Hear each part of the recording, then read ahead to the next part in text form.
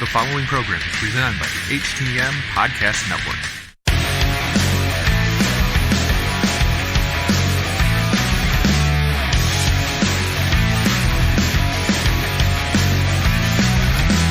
Good evening, everybody. This is Robyn Nelson with Wrestle Popcast, and my guest tonight is Axl Rotten. How's it going, Ian?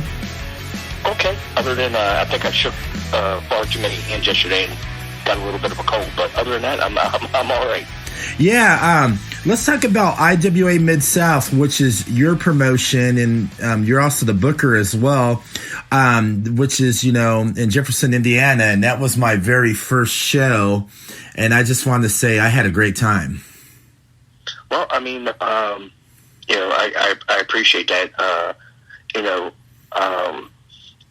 Yesterday is kind of a mix of things. It's not our normal show we put on because when you do a benefit show for a person like Maria, who, pardon the pun, is an absolute amazing person, you get help from all over the place. And though it's under an IWA banner, it's not necessarily an IWA show. But when you put on a show for a person like Maria, you get an actual IWA show out of it, because at IWA we never mail it in. There's never an off night show for IWA. And if you were to see the first show we did for her and this show that we did for yesterday, you would see how hard the people worked for her on a benefit. And I think that's a problem. A lot of times people don't go to benefits because they don't want to see people half-ass it, and when it's a benefit for a person like Maria and everybody is genuinely glad to be there and helping out and supporting her, you get a wonderful, fantastic show like we did yesterday. Oh, it was great. I mean, you also had there was like a very talented roster. I mean, there was so much, great wrestlers, putting it on that show for Maria, and then just looking at Maria's eyes and all that, she was like tears of joy. Yeah, I mean, throughout this, and as close as me and Maria are, and as much as we talk, I guess I can speak for her. She's found out who her true friends are throughout this experience. And so when you see who genuinely cares about you, who genuinely wants to help you, and you see how hard they work for you, it's not anything else but to have tears of joy.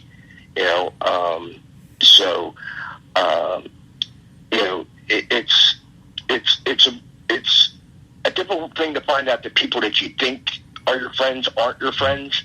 But it's also great to find out people that maybe you didn't think you were quite as close with, having a tremendous opinion of you, and go out there and bust their tail end for you, and which 9 or 10 matches yesterday. I think we had 11 on the first show.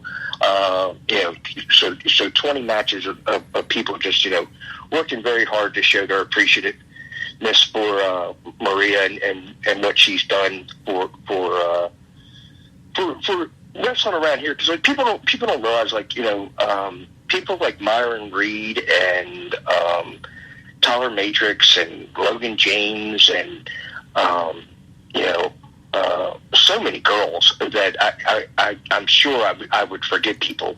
Don't realize, Maria is one of those people that never fears for her job, so she's always willing to speak up if she believes somebody deserves an opportunity, which that's a difficult thing in the wrestling business because everybody's always worried about their spot. Maria is confident and sure of herself that, she can come to me or anybody else she works for and says, hey, you ought to give this person a shot, or you ought to give this person a shot, she hopes to have, a lot of these young kids with talent succeed in the business, and she's just genuinely that nice and cool of a person that she doesn't worry about herself first. And so, when you have an incident happen, it's happened with her with having to have, ACL surgery and stuff like that, it shows you what you've done for people and the people that truly care about you. I think so as well. And since as well, you also mentioned you and her are 50-50 partners, and you guys are going to, in January of next year, you guys are going to do an all-women's show with different women from all around the different indie promotions. Yeah, we're really excited about this. Unfortunately, this knee surgery may lead to knee replacement surgery for Maria. Mm-hmm. So something for her to be around the wrestling business and have a part in the wrestling business, which, I think she has a pretty damn good mind for. She knows talent. And I've kind of had this idea in my head for quite some time of running girls shows based off of the way men's shows are ran, stipulation wise, feuds, all those type of things. And I spoke to Maria about it, and she was like, "Yeah, that would be great." And so yeah, starting January 25th, we're starting IWA Mid-South presents Battle Broads. It will be our all-girls division. The IWA Women's Champion will be at the top of these cards, and we look forward to bringing in girls from not only just around the Midwest indie area, but there's quite a few talented ladies in Florida, California, the East Coast. So we're looking to expose this area to some extremely talented women, and show anything that the boys can do, the girls can do just as well. And hell, maybe better. Hey, who knows? I mean, women's wrestling's came a long way. There's a lot of tough women that can really pull it off and all that. And I hope it, is a real successful show too. I'm definitely going to come. When you mentioned that when I was at the show, it's like, yeah, I'll definitely be there. Yeah, I mean, and I'm not putting you over here, but you were like one of the people that actually popped for it. So, our crowd is quite different than probably any other wrestling crowd, because for one, it's an older crowd. Yes, it is. But two, they don't really follow wrestling outside of IWA. So like I could say I'm bringing in Aja Kong, and they'd be like, "Hey, that's cool." I mean, they don't really go along with things. Like when we bring in male wrestlers that are getting a name behind them. Like when we first said we were bringing in Blake Christian, there was like two people that clapped in the crowd. And now they absolutely love and adore him. And love the he's there 2 times a month or whatever he is.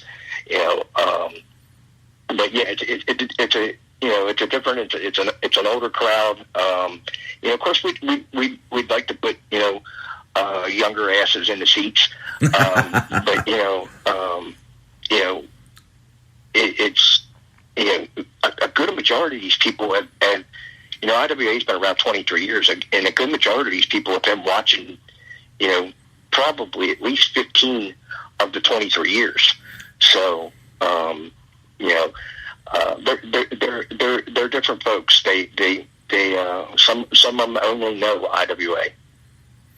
Oh, I totally believe that as well. And IWA has a great history. There's a lot of big names that came out there as well. I mean, you had like Petey Williams, of course, the baddest man alive, Aaron Williams. He's like newer, not old. And let's talk about CM Punk. Back in the day when he was with IWA, what was that like working with CM Punk? Well, I mean, from probably, I don't want to say from the very beginning, but probably the second or third match I watched Punk, I knew he had all the potential in the world to be a star. So that's why when he was brought to IWA with him and Colt Cabana, Dave Prazak, a bunch of the Chicago indie talent. You know, I put him against every top person that I brought in. I mean, hell, he wrestled Eddie Guerrero like 4 times in IWA. You know, he wrestled Jerry Lynn. He wrestled Sabu, Tracy Smothers. I mean, every top person that I brought in that I felt could teach him. You know, he got to wrestle. I mean, hell, one match he got Eddie Guerrero and Rey Mysterio. So, you know, Punk's only problem I ever thought was, you know, he doesn't play well with others. And, you know, that of course, you know, eventually led to, you know, him leaving the business. But, you know, fantastic talent, you know, incredible promo, and could do anything, you know. Mid-American Wrestling, you know, I wrestled Punk in a Texas death match. That was one of my favorite matches ever that I've had in almost 30 years of being in the wrestling business. You know, like I said, I always told them they would come over to my house, you know, after the shows that were on Saturdays, when we were running Wednesdays and Saturdays, and you know, they would watch their performances from the week before and stuff like that, because Punk was a real perfectionist. So is Cabana. And you know, I told Punk, I said, you know, I don't know how well you're going to do playing the politic game, but someday you're going to be a star. And you know, of course, you know, he didn't play that politic game very well. And it's pretty good. And also, speaking of Punk as well, he had that 90-minute match called When Hero Met Him. Yeah, 93 minutes when Hero met Punk, yeah. That was pretty good as well. And speaking to Sabu as well, I heard a story that you had Sabu over for Thanksgiving and he enjoyed your wife's food. Yeah, you know, yeah, I had we had a ton of wrestlers over. We run annually on Thanksgiving. Yeah, and we had a ton of wrestlers over my house, and after the show, you know, of course, Sabu was in, you know, in a Sabu condition of mind, and he was trying to get my wife's attention, and he pointed into the kitchen, and Punk was in the kitchen, and Punk was like, "Are you talking to me?" And he was like, "Nah." And then Cabana was like, "Are you talking to me?" Nah. You know, this guy named Mark Wolf, who's my best friend, used to work for me too.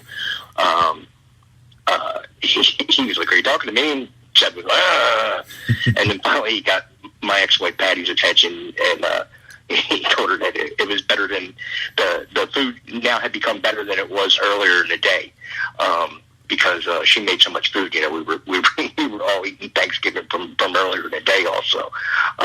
But yeah, you know, if I ever wrote a book, I could have a good sized chapter on the antics of Sabu.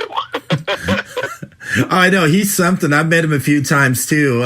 He's like from another world or something. Well, you know, Sabu is the type of person that if he likes you, he will give you the shirt off his back, literally. Yeah. If he doesn't like you, avoid him at all costs. Oh, I wouldn't doubt that as well. Another one that you were pretty close with too, and let's talk about, was there one memorable moment that still stays with you today that you worked with and were good friends with, was Chris Candido? I mean, you know, Chris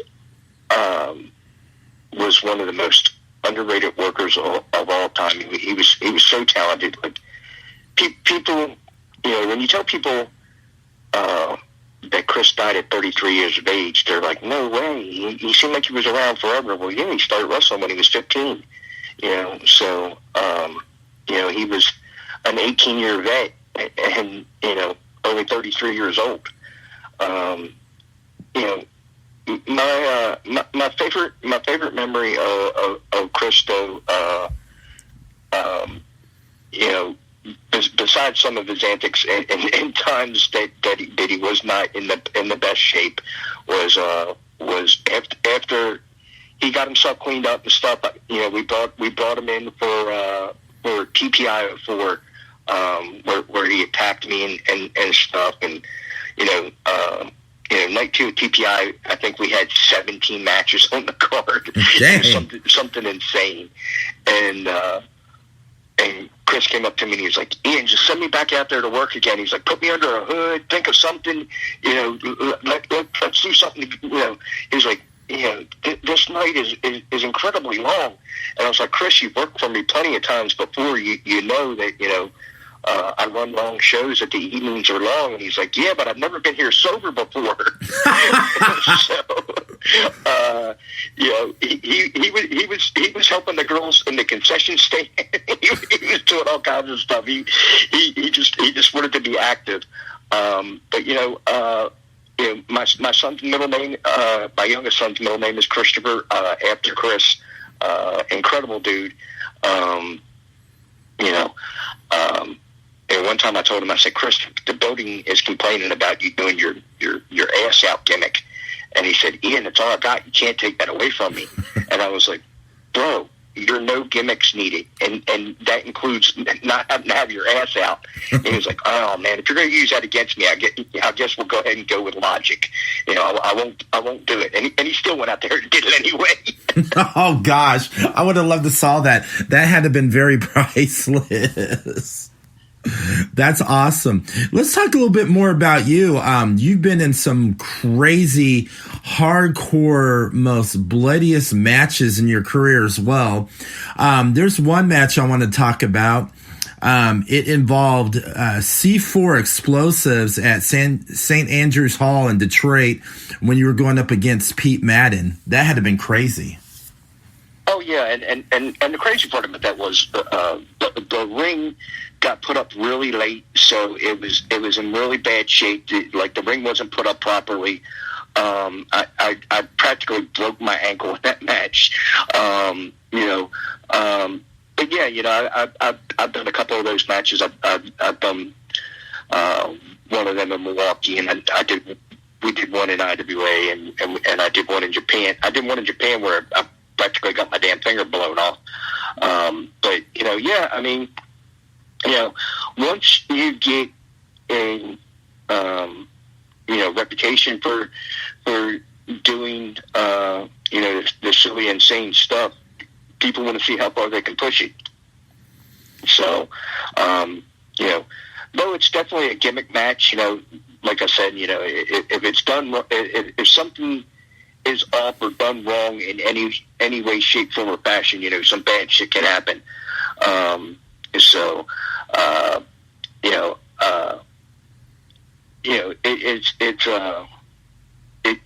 It's also not a fun match to do, because after the first time I did one, I learned also that I would put cotton in my ears because of the explosion. Mm-hmm. And so it's kind of hard to do the rest of the match.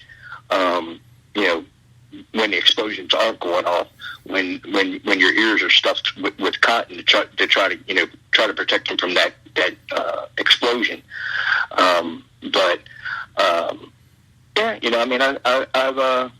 I've done some silly stuff. I've done some crazy shit. No regrets, whatsoever. This year coming up will mark the 25th anniversary of me and Axl's Taipei Death Match in ECW. And a match that was cool enough, crazy enough that WWE even pushed it on their DVD, and a lot of their craziest things that's ever happened in the wrestling countdown type of stuff. I have no regrets. I have more injuries from regular wrestling matches than I do the death matches and that kind of crazy stuff. I have scars, from that kind of stuff, but scars don't hurt. They just eventually fade. But when your knees are banged up, or you're dropped on your head, or dropped on your shoulder, it's just stuff like that. That's the stuff that stays with you for a while. Like I said Sunday when I was talking to the crowd, mm-hmm. I come up with a lot of good shit when I don't sleep in the middle of the night. Oh, you were all on it, man. You were like all live, man, getting into the wrestlers' faces, the audience. You were getting everybody all riled up. You were. I was like, oh my gosh, that's crazy. And speaking of ECW, what was that like working over there with Paul Heyman and that crazy roster? Well, I mean, I probably get that question more than anything. What was it like to be in the original, early onset of ECW? Because when I claim I'm an ECW original, I was on Paul Heyman's first card that he booked.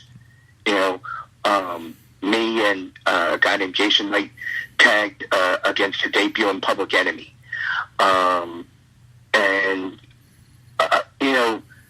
I learned so much from Paul from the perspective of, being a booker.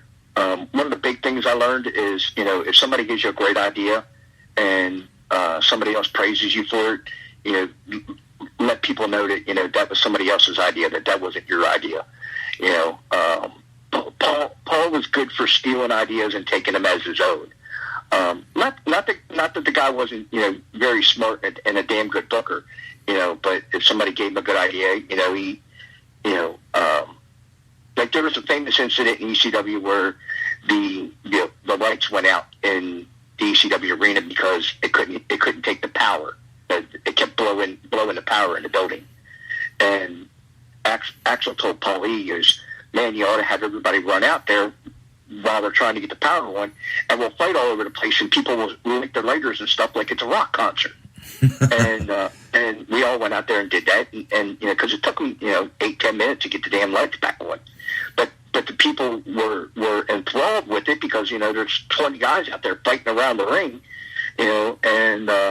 like exactly they did exactly what Axl said they were going to do. They lit their lighters and everything else, and but when we came back from it, Todd Gordon told Paul Heyman, "You're a genius," and Paul was like, "Thank you." Not, hey, that was Axl's idea. I was just smart enough to go with it. He was like, "Thank you." Just took all credit for it. But in ECW, it was an incredible learning experience. I was 23 years old when I first went to ECW, and being 23 years old, being in the business around 3 years at that point, when you get to listen to Terry Funk, and you get to listen to Mick Foley, and you get to listen to Kevin Sullivan, and and Paulie himself, put stuff together.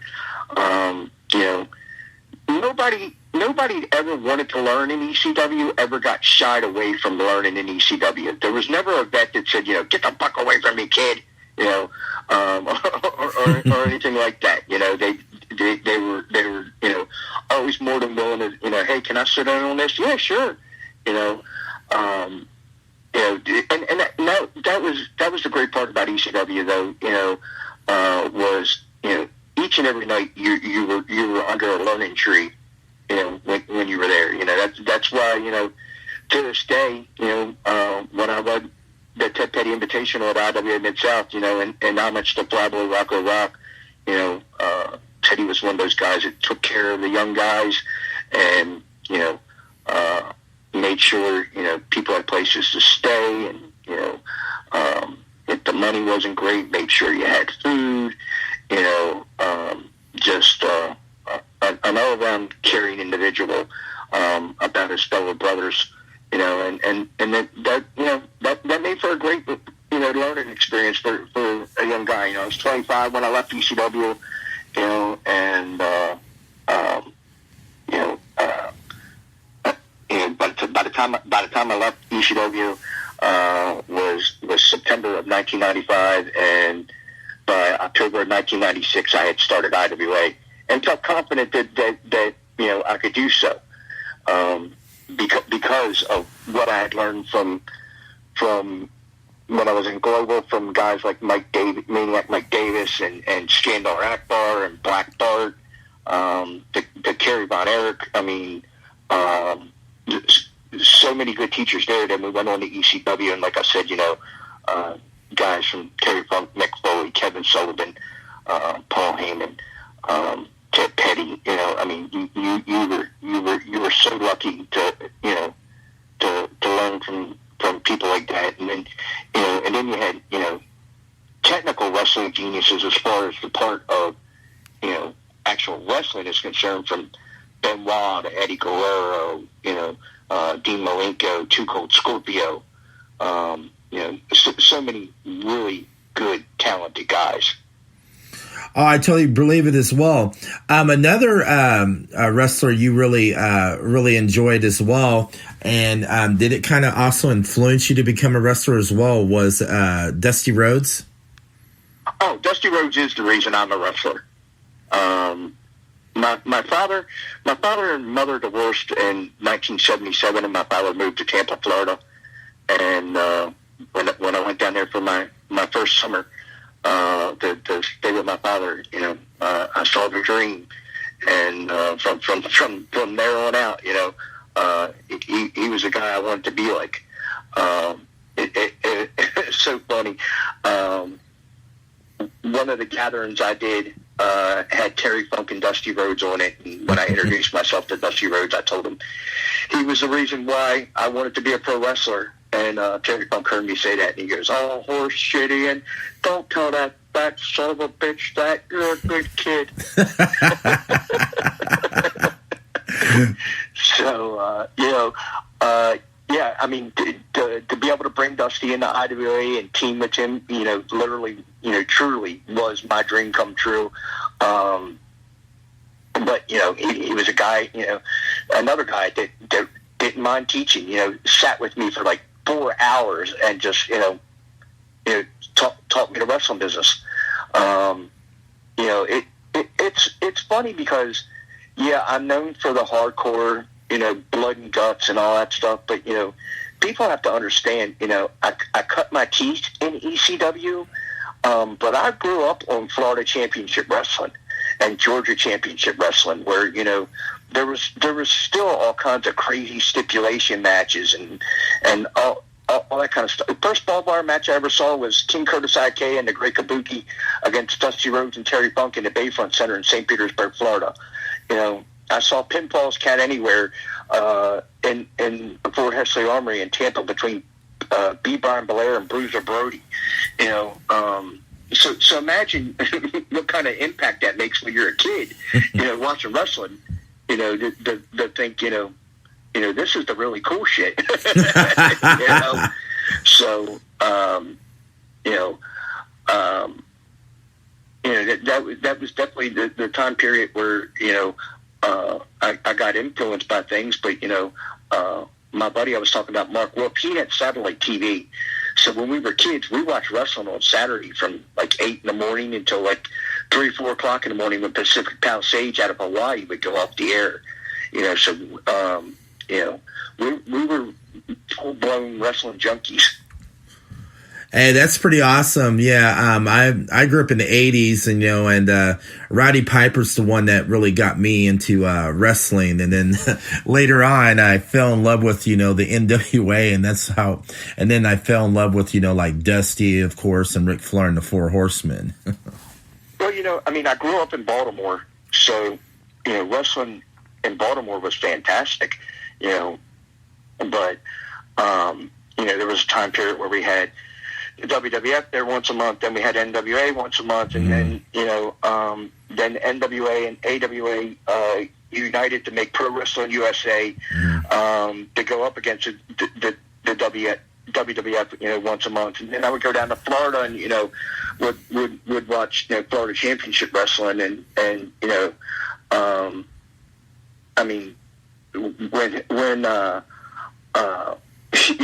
when I was talking to Dusty and I would tell him all this stuff, this is what I watch and this is what I did and stuff like that. He would go, he goes to me, he goes, "Well, no wonder you grew up doing what you're doing, kid." So, I love the old school style of wrestling. I just think, unlike, guys like Jim Cornette and stuff, that you have to evolve with the times. Any sport, business, and any of that is going to change. Mm-hmm. It was like I was talking to a fan at Maria's show. It used to be when, a guy put you in a wall in NASCAR, you went into the pits or you went into the infield and, you slugged it out. Now you do that, it's a $200,000 fine and points and, all that stuff, the NFL, you used to be able to, clothesline people. You can't do that no more, So the wrestling business, just like anything else has evolved, to what, a different generation likes and things like that. And if you're going to keep yourself relevant, you have to roll with those punches, whether it's, the acceptance of hardcore wrestling or the acceptance of, a man wrestling a woman or, high spots or, whatever, the business has changed. It's no longer, a business where, guys can stay on the mat for 20 minutes, exchanging wrist holds and people loving it. There's very few clear-cut bad guys because everybody wants to sell their merch, and nobody's going to buy somebody's merch when you're a dickhead to them. And some of the guys that are quote unquote the biggest baby faces in the business are the biggest dicks in the business. So it's definitely a unusual time for the business, but still in retrospect, Axl will always tell me, if you put a modern day spin on it, what worked 30 years ago will work today, because it's still the premises of its professional wrestling. Oh, I totally agree with you on that as well. And like you said, you have to go with the times too. And the cool thing about, today's wrestling, you have so much variety. There's different types of wrestling you like, it's just, let me explain something to you. Okay. I personally cannot stand Invisible Man. I personally cannot stand the tent wrestling. I personally cannot stand, wrestling with your hands in your pockets, But if there's fans out there that like it, okay, I can understand why promotions do it. Yeah, I'm just not that promoter, But GCW, which I enjoy their product, is an actual product that I will watch, but I can't stand that Invisible Man stuff, Pro Wrestling Revolver, Sammy Callahan, good friend of mine, kid that got his break coming up through IWA, he did that tent stuff on a show at the arena that he ran, and he just sat there and laughed at me because he saw me shaking my head, But this is the best quote that I say about pro wrestling. Okay. There's two of them. One is to each his or own, and the second one is, if it makes you happy, then how can it be so bad? In the mortal words of Sheryl Crow, if it does it for you, is it really that bad of a thing? As long as somebody's enjoying it, I might not enjoy it, but somebody else might enjoy it.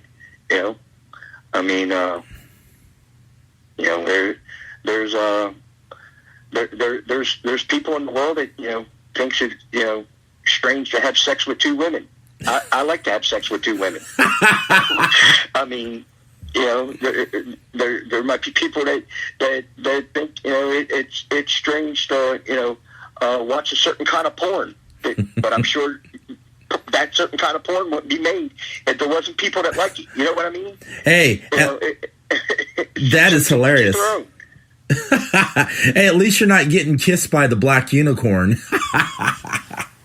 I mean, but nowadays, if it really sold a ticket and I thought it did something for business, I might.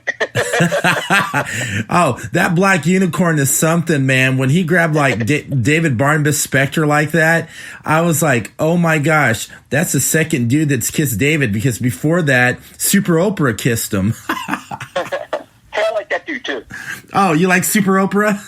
Yeah, he's a good guy. Oh, man, that guy's a beast. I wouldn't want to mess with him and get in a ring with him. No. I'm like, no way.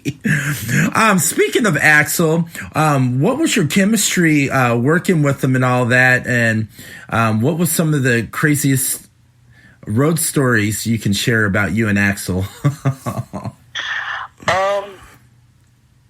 Well, I mean, me and Axl had an incredible chemistry because we were around each other so much that, I mean, we were almost one brain, I mean, when we wrestled each other, he'd go, guess what I'm going to call next? And I would call it to him, and he'd go, let's go.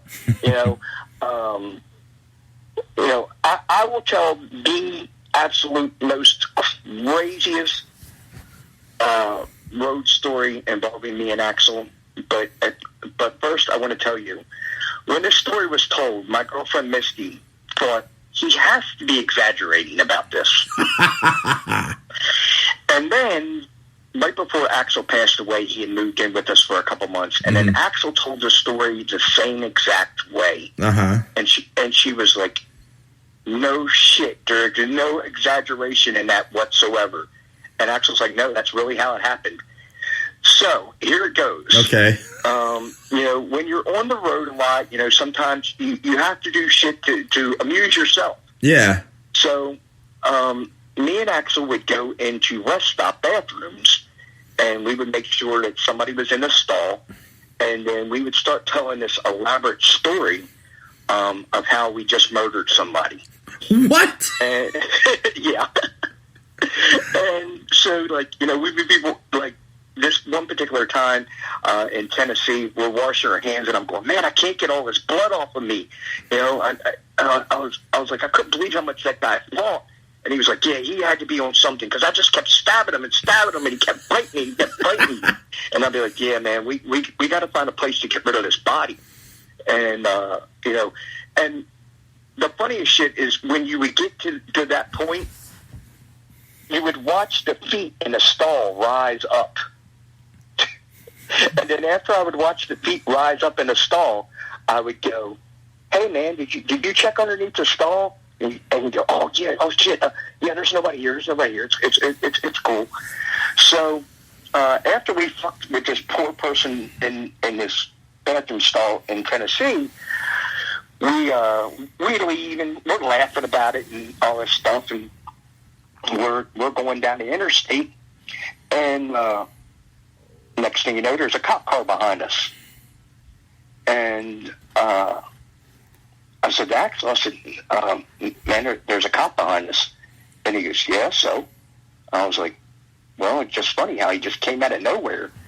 And he's like, so what? We didn't do nothing wrong. And we went a little farther down the road, and there was a second cop car behind us. Wow. I was like, well, man, now there's two. And he's like, it's a coincidence, man. We didn't do nothing wrong. And I was like, no, man, I think we're getting pulled over. And sure enough, as we get past the next exit, a third cop car pulls in behind us. And as we look forward, as we're going up the road, the exit to get off the interstate is blocked by a cop car. Wow. So, just right at that point, the light, all the lights come on. And so Axl pulls over, and we are dying laughing because we know why we're being pulled over. Yeah. And the cop comes to the window, and another cop comes up on my side of the car with his gun drawn, pointing it at me. Uh-huh. And we're both dying laughing. And the cop goes, so you want to tell us what's so fucking funny? And Axl goes, well, we're pretty sure why you pulled us over. And the cop goes, well, tell me, smart guy, why did I pull you over?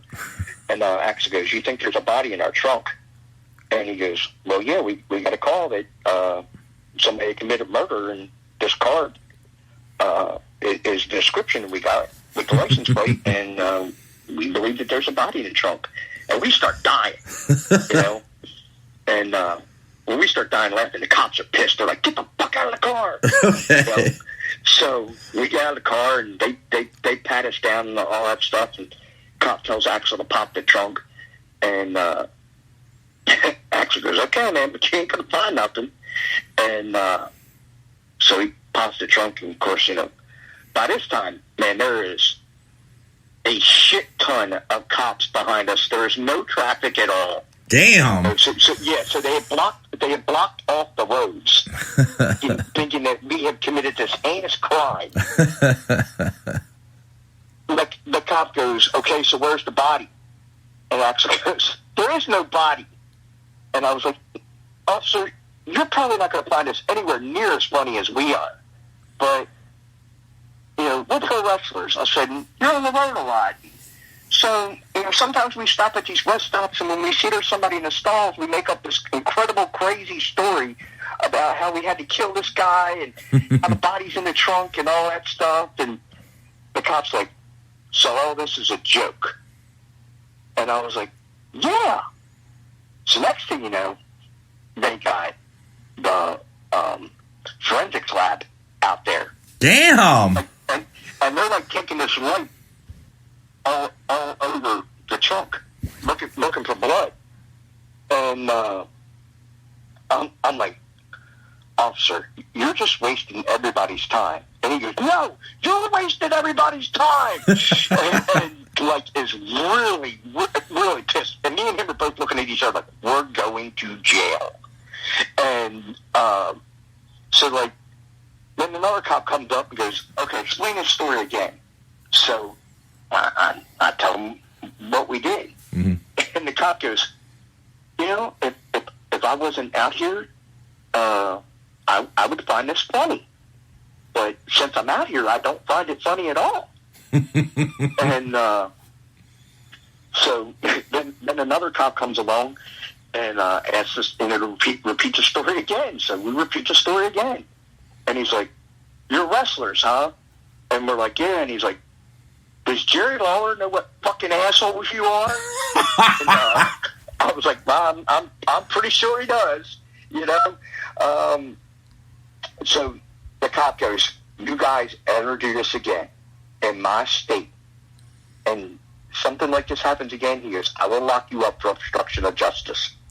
He goes, do not ever, ever, ever, ever do this again. And we were like, yes, officer, we've learned our lesson. You know, we promise we will never, ever do this again. So we get back in the car and we take off. You know, we leave, and you know, thank God we were leaving a show, not going to a show, because we would have been late as shit. Because this whole thing takes like 2+ hours of us being on the side of the road, and so. You know, when we think about this story later on in life, though, me and Axl are both like, man, could you imagine how much trouble we would have been in if that would have been the ECW days? You know, they would have found barbed wire bat, you know, blood on. They would have found, you know, weapons with blood on it. They would have found gear with blood on it. You know, they would have been thinking, what the hell is going on in this automobile? But yeah, that's probably the most messed up thing we ever did. I bet. And speaking of IWA Mid-South, it's real famous for its, you know, hardcore and death matches as well. I also heard a story. You were doing one of your shows and it was getting so crazy and all that. Didn't someone like call the cops on you guys at one time too?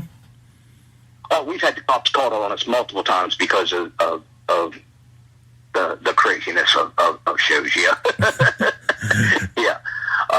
And you have to go, hey, man, it's a wrestling show. Yeah, relax. Oh, okay. You know, but yeah,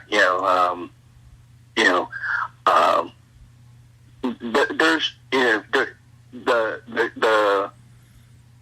really messed up part of that is the night that Mitch Page got his head split open with a grandfather clock, which was a real scary incident. Wow. I'm reenacting it to one of the sheriffs that are there, and like when I like go to raise my hands up, I'm like, he hit him with a clock, I go to raise my hands up, the sheriff draws his gun on me. I'm like, what are you doing? I'm just telling you what occurred. But yeah, I mean, it's been some crazy stuff. It took them 2 hours to clean the ambulance after that night. There was so much blood in it. So, but yeah, I mean, many a times, especially if it's an outdoor show, people just, they might ride by or something and, see somebody being hit with a light tube or something. And be like, I don't know what I just saw, but, I think I saw this. That is wild. And speaking of the crazy hardcore matches and death matches you were in, you were speaking earlier on the podcast about you being in Japan as well. And I know there's some crazy stuff over there. So what was one of the most craziest, brutal matches when you were in Japan that you did that you never thought you would do? And you're like, holy crap, what am I getting into? I mean, the time bomb match thing is pretty insane because eventually the ring's going to explode. So doing that you have a tendency to you're doing all your stuff, and then by the time the crowd's counting it down, and the explosion's going to go off, you're hoping that nothing goes wrong with it. That's the big thing in your mind, that you're thinking, man, what if they put too much powder in this, or what if it's not set in the proper place, or anything like that. So craziest thing I saw though was as far as I'm concerned is I saw Masaraga get stung by scorpions, and that was just I literally walked up to the promoter and I told him, I said, don't ever ask me to do that. I'm not doing that. I don't think anybody would. I wouldn't want to be like pricked by a bunch of scorpions either. I'd be like, I'm leaving, thank you. Especially now, in my life, I've had problems with brown recluse spiders, and I eventually had a insect specialist tell me, because the first time that I was bit, the venom sac was dropped in my neck. Ooh. So it left pheromones in my body that make all spiders think I'm food. Oh my gosh. Yeah. So I've had to have 5 surgeries for debridements for brown recluse spiders. So, I kill anything with 8 legs now. Oh, I don't blame you, man, because for a while you were bait. You're probably like in bed sleeping, and all of a sudden these spiders are like, food. Right, and I mean the last one was in my armpit, which was not a nice thing to experience at all. But yeah, I mean that is a big problem. While sleeping is, you're if what this guy says is true, you're thought of as food. I'm now on the bottom of the food chain. Damn. So when you're not promoting or IWA Mid-South or wrestling, all that great stuff, what do you enjoy outside the ring? Do you have something that you really enjoy, like hobbies or anything? I'm a big sports person, but I also enjoy spending time with my youngest son, and now I have a granddaughter. So it's more or sitting back and enjoying the fruits of my labor. Hey, you know something? You deserve it. You did all that, so it's time for you, to enjoy family and your grandkid. Why not? Another question. My granddaughter is, my son J.C. Rotten's daughter, and she is definitely the apple of my eye, because I get to watch her, give it back to him tenfold for when he was a kid. So me and JC's mom enjoy getting to watch that. I bet you do. You're probably just sitting there laughing, going, payback's a bitch. Yeah, it is. And I mean, and she's probably, 10 times more spoiled than he is, because our family doesn't have a lot of girls in it. So, the girls get really spoiled. There's my niece Keegan and her, and that's really about it. As far as the kids are concerned. Oh yeah, you're a grandparent. You got to spoil that grandkid. Oh yeah. Also, where can everybody follow you? What you're doing next, and what's going on with IWA Mid-South? My Twitter is Truly Rotten. And my Facebook is under my real name, which is John Williams. Nope, I did not compose Star Wars or any of that other good stuff, but that's why I had to go with Ian Rotten, because John Williams just really wouldn't have hooked people in as far as a professional wrestler. But I accept everybody as far as friend requests are concerned. I never turn anybody down until you're an asshole, and then I just get rid of you. But that's the two big there. If you want to follow our product, you've mentioned several times, the craziness of IWA. We moved into the arena October of last year. They don't allow any of the death matches or the blood and none of that stuff in there. So we really had to change our product around.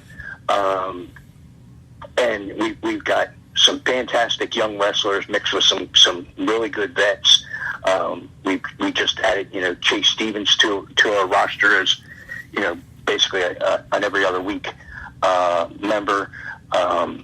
But check out the new IWA at smartmarkvideo.com. If you're more into the scene of professional wrestling and not hardcore stuff and things like that, I mean, I'm telling you, you'll be very impressed on what we're doing on an every Thursday night basis. I mean, between guys like Jake Christ and Michael Elgin, like I said, now Chase Stevens, legendary Larry D, Kevin Giza, Logan James, Tyler Matrix, Lucas Jacobs, Jonathan Wolf. We got Arrow Boy coming in this week from Mexico. Like I said, nobody's putting on a weekly product like we're putting it on. And if you think, you think I'm bullshitting, hit up Smart Mark Video and check it out. I promise, as one professional wrestling fan to, however many of your listeners that you have, to another, I promise you'll like the product. It's a very enjoyable product. Alice Crowley at 16 years old, man, she's going to be a star. We had when we went back to doing a women's division, our first champion was Shotzi Blackheart, just signed with NXT. We've got a lot of talented young people working for us on a weekly basis, and I'm real proud of the product. There's not, I don't think if you took all the blood and guts away from CZW and you took all the blood and guts away from GCW, would they be able to sustain like we have? So we've adapted to our environment and and done some really good stuff. I'm very proud of it. Oh, you should be. And I was very impressed with your women's champion, Alice Crowley. I got a chance to talk with her. I've known her before, she went over to IWA Mid-South. I got a chance to talk to her when she was like first starting out as well. And the cool thing is, man, Evolve is looking at her, but she has to wait until she's 18. So who knows? That's another big star. Who knows? Maybe she'll be heading over to NXT where Shotzi's at. Well, I truly, fully, 100% believe that. I was talking to her father the other night on the phone, and I said, I look forward to being able to sell all this footage to the WWE someday. But yeah, she that's my goal, is to, by the time she turns 18, to really have her leaps and bounds ahead of the rest of the field. So, and I think the Battle Broads stuff is just going to improve her more and more. Whether she's women's champ or not, she's going to get an opportunity to wrestle, people that are better than her, and that just makes you better and makes you be able to rise to the top. I always told Punk, in order to be a main eventer, you have to wrestle people that know what it's like to be a main eventer, or otherwise you can't get to that spot, because a lot of people when they get to the top of the pyramid, they fall off on one side or down the other. They don't stay at the top of it, and unless they've had those experiences, we definitely plan on. Alice is getting ready to turn 17, so we have a full year to go. But I have a feeling after she turns 18, a lot more groups are going to take a look at her. Besides the fact that let's take away what she does in the ring. Okay. Let's take that totally away. She is a beautiful, young, humble person. Never has an attitude, never has a complaint. Just always looking to do her job and have fun at it. And man, in this industry, that is just a blessing to deal with on a weekly basis, and especially from a girl. There's a reason why for a long time, the WWE called them divas, because women in professional wrestling have a tendency sometimes to slide to that. That's one of the reasons why I love Maria so much. Never a moment of being a diva, and trust me, man, I'm not saying that there's a problem there. I'm just saying you encounter it more with women than you do men, believe it or not. The girls can be a little difficult to handle sometimes. I believe this. Dave Prazak and Kevin up at Shimmer and Rise should be Kevin Harvey should be praised for the work that they've done with women's wrestling. I totally agree with you as well. And like you said about Alice Crowley, she's very humble, because when I interviewed her and had a chance to talk to her, she just has that charisma about herself, and she's like very confident in herself, and she's just like a happy kid. And I looked at her and I was like, you keep on doing what you're doing, and it's going to get you far. Yeah, never. I hope she never loses that smile, because it is an infectious thing for our locker room. All the guys in the locker room absolutely, love that, she represents the women of our company. And,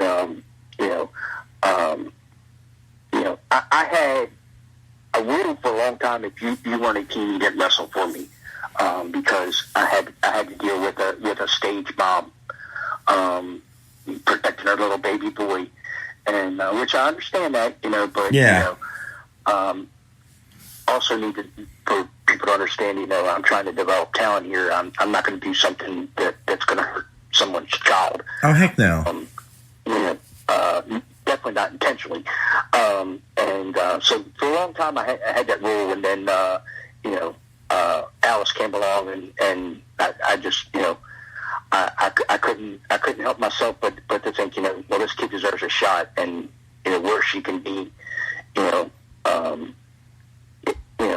after she did a Chris Hero seminar up in Indy, and I heard all these wonderful things about her. I was like, well, we're going to go ahead and take a shot at this, and I'm really glad that I had, because her parents are wonderful people that that trust and believe in me, that know I have Alice's future and best interest in mind in everything I do, and that it's awesome when people make your job easier to do instead of being a pain in the ass to do. Oh, I totally believe that. And Ian, thank you so much for coming out of your busy schedule to come onto the podcast. Oh, no problem, man. I greatly appreciate it, and remember, all indie wrestling is not good indie wrestling, but the good indie wrestling, you need to support it. And when you support bad indie wrestling just to go and laugh at it and all that stuff, and make fun of it and things like that, you're still supporting it. You're still putting money in their pocket. Support good indie wrestling. It's worth it. And I appreciate you giving me the and I hope to see you again real soon. Oh, you definitely will. You'll see me again real soon. You'll also see me at that ladies show too, because I'm looking forward to, doing some interviews with some of that great talent as well. So it's going to be a ball. Absolutely. January 25th, it's a Saturday night. Come on out to the Jeffersondale Arena. We're all ready. I was on the phone with Maria for about an hour today. Mm-hmm. We're already planning some really good shit. I really want to make a splash with this, and hopefully, all your plans don't ever come through, but if 80% of them do, we're going to give everybody a hell of a show that night. That's for sure. Oh, that's right. And like I said, thank you so much. Everybody else, thank you for listening to Wrestle Popcast. You can follow Wrestle Popcast on iHeartRadio, Spotify, Apple Podcast, CastBox, Podcast City Network at podcasty.net, and Hitting the Marks Podcast Network. Everybody have a great night.